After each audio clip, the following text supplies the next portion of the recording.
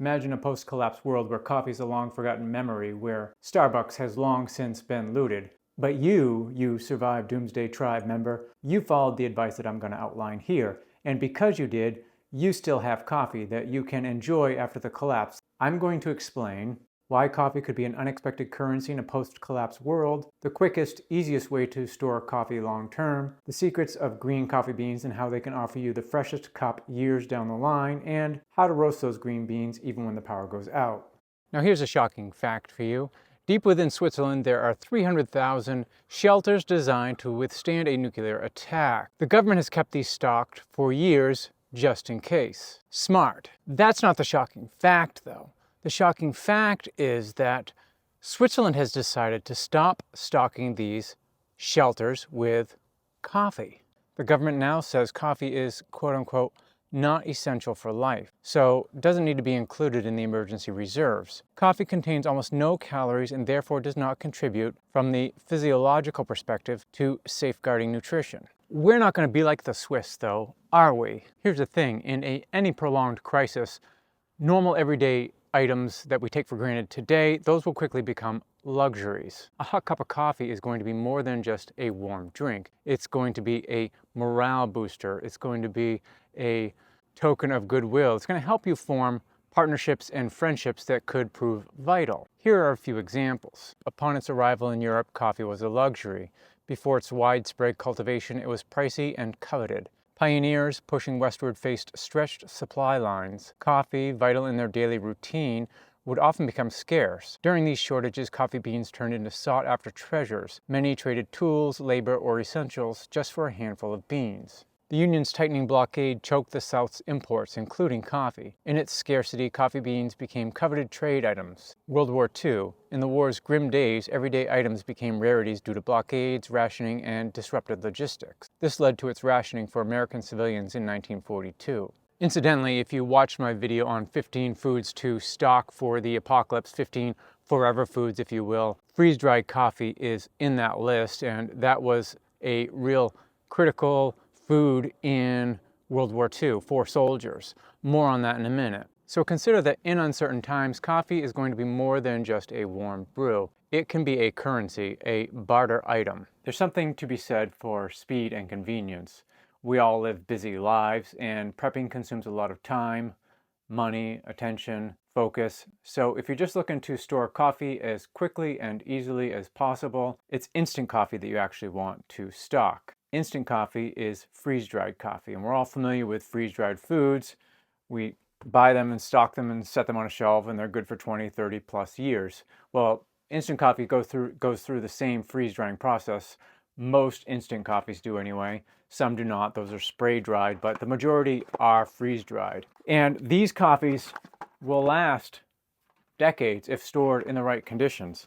And some coffees, like this bag of Franklin's Finest, this is actually marketed to preppers, extended shelf life. They market this as being good for, well, up to 30-year shelf life when unopened. And instant coffee has really come a long way. It's actually can be pretty decent, and post-collapse is going to be great. So if you're looking for the fast, quick, easy way to do that, instant coffee is what you want. For the true coffee aficionado who is also a prepper, nothing's going to beat storing green coffee beans for the long term. When stored properly, they can rival the shelf life of freeze-dried coffee.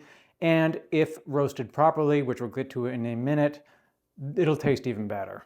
So what exactly are green coffee beans? They are just raw, unroasted coffee beans. The term green isn't solely about their slightly greenish hue. It signifies that they haven't been through the roasting process. The roasting process releases oils and initiates oxidations, factors contributing to quicker staleness. Green beans aren't subject to this fate. Under optimal conditions, they'll preserve their quality for an impressive 2 to 3 years, but with the right storage techniques, they'll last for decades, not unlike freeze-dried coffee. For those seasoned in prepper long-term food storage, it's not going to come as any surprise that we're going to be using Mylar bags and oxygen absorbers to store green coffee beans. Links to all of these products in the description. I'm also using this opportunity to film a video on pet preps, and part of that is storing dog food for the long haul, and it follows a similar process. So if you have pets, I'd advise checking out that video as well. Why this method? Well, Mylar bags are perfect for sealing out air and blocking moisture and light. The combination of the oxygen absorber sealing these inside then removes the oxygen, preserving the integrity of the food that's stocked inside. So these two together are a great combo for long-term food storage. Now this process is really simple. I've got my Mylar bag, I've got a smaller one, these come in different sizes, and I've got a new 3-pound bag of green beans. This is clearly going to fit right inside here. And then when this is all done, the end product will look something like this. Sealed green coffee beans, 3 pounds, that I sealed in October 2020. And what I like to do is take my oxygen absorbers. I'll put a few in the bottom, a few in the middle, and then a few on the top to spread out the oxygen absorption. You don't want to leave these out too long because obviously if you do, they're taking in oxygen from the air around you. So you want to use these and seal this up. I just generally try to just use a bag and do a little bit of overkill. If you're doing a lot of food sealing like this and you want to portion these out correctly to extend your dollars, I've got a chart on my website on how many you should use for different foods, and you can go there if you really want to nail this down. I just do overkill. Toss a couple in on the bottom.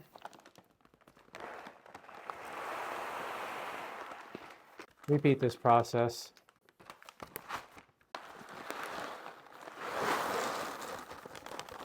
Couple more, and then I'm going to seal this up for the additional food that I'm going to do in a second. Now you want an iron, and I use a scrap piece of 2x4 to iron this sealed. Squeeze out the air as best as you can in advance, and I'll give it a good seal, and that'll be it. Then you just need to give it time for the oxygen absorbers to do their work. Iron needs to be on its highest setting, and you're done. Now I'm just going to label this and stock it in a cool, dry place. Now the beauty of green coffee beans is that you can roast them anytime you want. So that preserves their freshness, of course, but it also makes for a better cup of coffee because you have freshly roasted beans. And if you're like me and you enjoy the outdoors, this is also a great activity that you can use today, not necessarily just after a collapse. You can roast beans over a campfire with your friends and enjoy a fresh cup of coffee. Now you don't need a lot of tools or equipment to roast your own beans. You need the green beans, of course, heat-resistant gloves of some type, a colander for quickly cooling the beans, and a skillet or a handheld roaster, a flame, and some means of grinding the beans, which we'll get to in a minute. If you're going to get in the habit of roasting beans often, particularly with a skillet, I would recommend having a designated skillet for this because the oils from the beans, if you do it long enough on a skillet over time, it's going to discolor the skillet.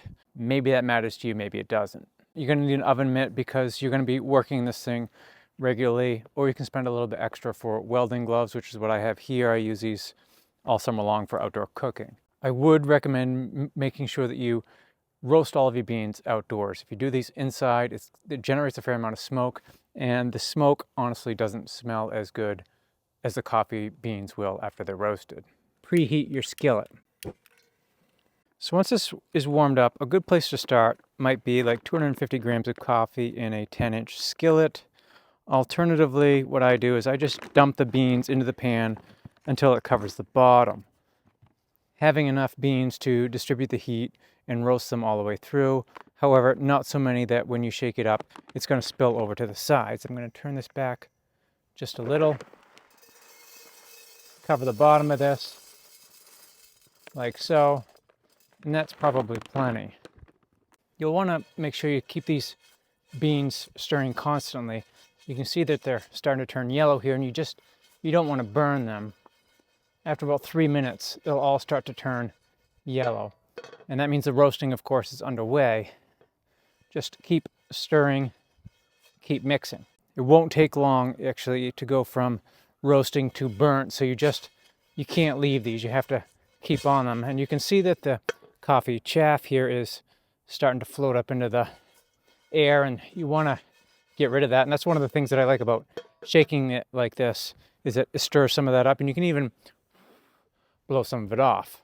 You can In a pinch, of course, just even use a stick might be easier than just what I was doing, shaking it nonstop. Of course, this is not modern roasting methods. You're not going to get an amazing roast, but you are going to get a fresh roast. And what you're going to do is you're going to be listening for the first crack of the beans.